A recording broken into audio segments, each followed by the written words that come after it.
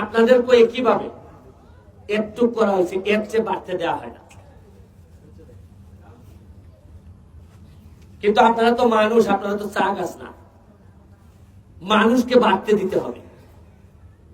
আজকে 3টা 4টা বাগানে বেতন দিতে পারে না, নোয়াপাড়ায় দিতে পারে না, দেউন দিতে পারে না, আজকে লালচান দিতে পারে না।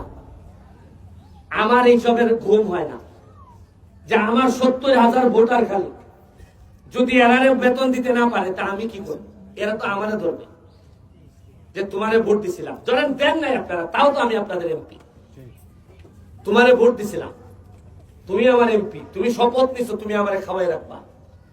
আমি এমপি হয়েছি মাত্র 4.5 মাস হয়েছে, এর মধ্যে 4টা বাগানে প্রায় 4 লাখ টাকার চাল পাঠাইছি খালি, যেখানে বেতন দিতে পারে না, আমার টাকা থেকে পাঠাইছি, দেও।